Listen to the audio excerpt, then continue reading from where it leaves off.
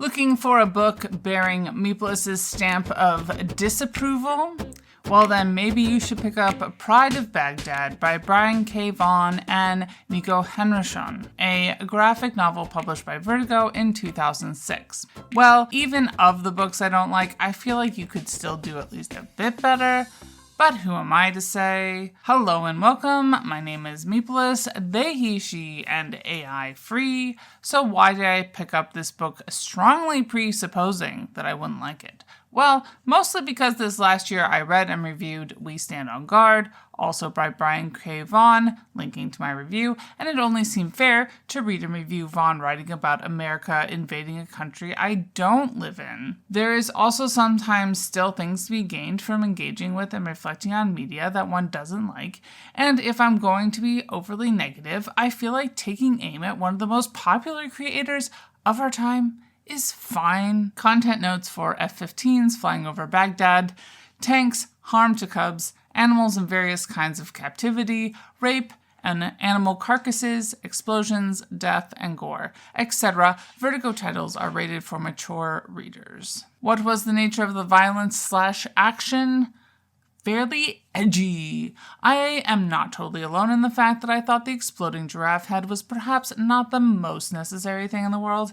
I feel like most of the negative reviews I see focus primarily on the depiction of rape, which I would also say is more than a little unnecessary, but that's how you show you really mean business in an edgy graphic novel, don't you know? Flipping to the back of the book, the publisher's summary is, quote, from one of America's most critically acclaimed graphic novel writers, inspired by true events, a startling original look at life on the streets of Baghdad during the Iraq War. In his award-winning work on Why the Last Man and Ex Machina, one of Entertainment Weekly's 2005 10 Best Fiction Titles, writer Brian K. Vaughan has displayed an understanding of both the cost of survival and the political nuances of the modern world. Now, in this provocative graphic novel, Vaughan examines life on the streets of war-torn Iraq. In the spring of 2003, a pride of lions escaped from the Baghdad Zoo during an American bombing raid. Lost and confused, hungry but finally free, the 4 lions roamed the decimated streets of Baghdad in a desperate struggle for their lives. In documenting the plight of the lions, Pride of Baghdad raises questions about the true meaning of freedom. Can it be given, or is it earned only through self-determination and sacrifice? Based on a true story, Vaughan and artist Niko Henrichon have created a unique window into the nature of life during wartime, illuminating the struggle as only the graphic novel can. End quote. Digging into the writing side of things, looking beyond the fact that I just didn't enjoy it, let's start at the beginning. What Vaughan has to say about pitching this book. Scrolling through CBR's September 2006 article, The Joy of Pride, Vaughan talks Pride of Baghdad. He says, quote, about the process of pitching this book, I pitched the book way back in 2003 at the height of Dixie Chicks paranoia, when even asking questions about the war was seen as treasonous.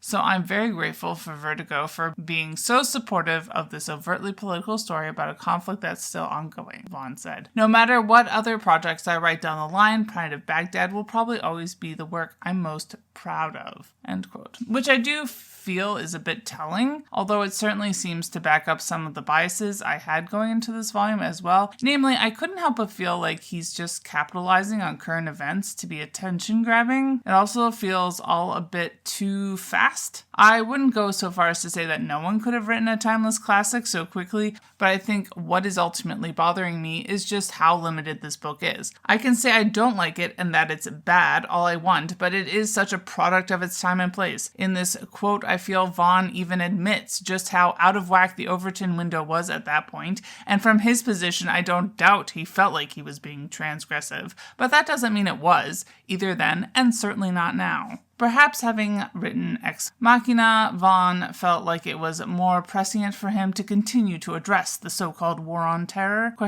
Now, I'm just grasping for straws, but I do feel like reading Ex Machina is the next logical step in this doomed quest. We shall see. But I feel like I've gotten a bit off track. In this section, we are supposed to be talking about the writing. Let's look at some of the choices Vaughan made as he puts this story together. 1.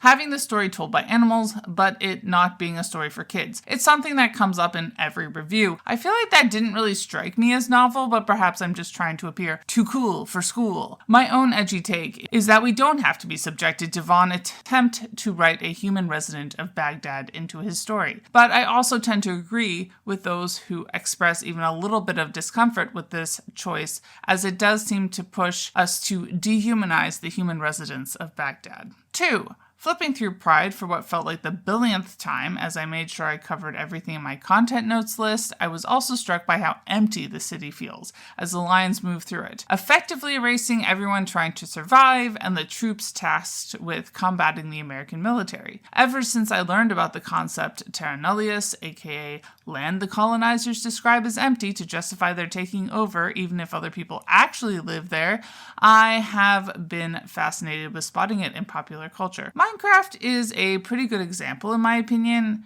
an opinion I managed to hold despite the fact that I have spent a perhaps embarrassing amount of time playing it. Obviously, the animals are our main cast of characters, but they are also still clearly moving through a man-made landscape, and so I feel like this lack of Iraqis impacts our perception of the American military and their presence in the space in a somewhat similar way. Terra nullius. The animals don't really fully act like either animals or humans in a way that is somewhat irksome to me. Pick a lane. They also come across as pretty pretentious, but perhaps that is the pot calling the kettle black or something. Finally, I also felt the whole based off a true story thing was a bit annoying. Ever since I had the concept of Oscar bait explained to me, I've been a bit skeptical of, quote, based off of a true stories. My issue with Pride of Baghdad, though, is that this is a very eye-catching fact and a story hook that understandably pulls people in, but if that's literally all you know about the invasion of Baghdad when you pick up this book, you will literally end the book knowing pretty much nothing more. This does seem like a less than respectful way of going about things,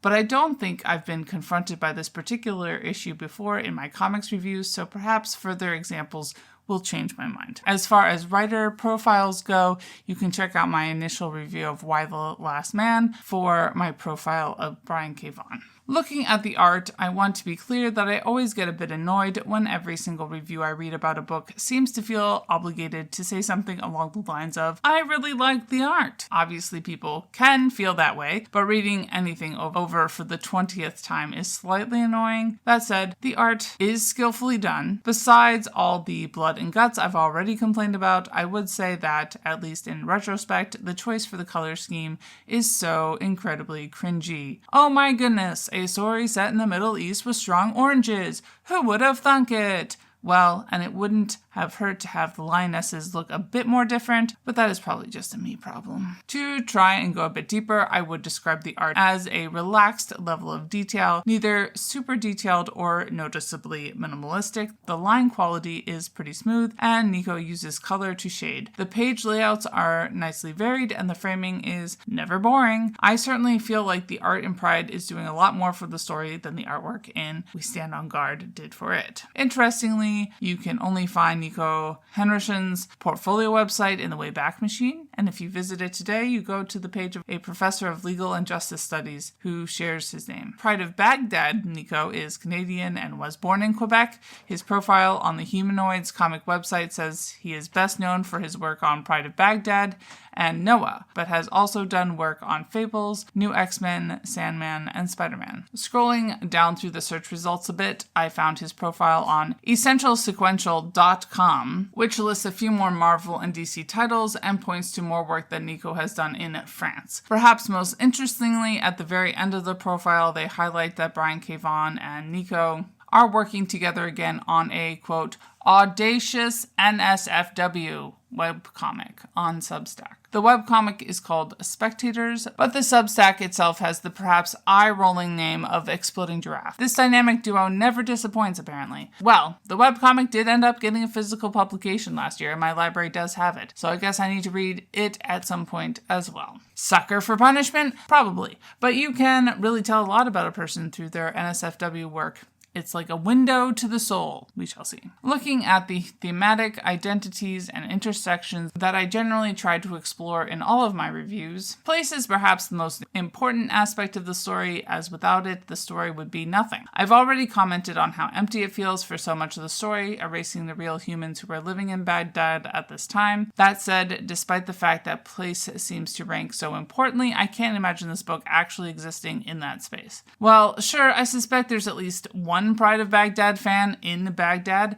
and maybe I'm just a snowflake, but I cannot imagine handing this book to someone who actually has a connection to Baghdad. It's just so American. While human sexuality is obviously not present, otherwise it is fairly heteronormative with a dash of the popular perception of lion family structures and a rape scene. The gender dynamics were one of the ways the lions felt off, chauvinistic, which is annoying anyway, but also has racist implications if the lions are supposed to be Iraqis. It felt like something about class was trying to come through maybe a little bit as the lions wander through the abandoned city. They end up in the house of someone wealthy enough to keep a monster of a bear. The one lioness does have a bad eye, so there's a bit more disability representation than your average title. I'm not entirely sure it added up to much. As a mature adult title, our characters do get banged up a bit as our story progresses. When it came to race, I do feel there's a very careful dance Vaughan is trying to do to actually try to ignore race entirely. I don't think he's successful, but as I mentioned earlier, he does manage to avoid the most obviously offensive caricatures. Wrapping things up,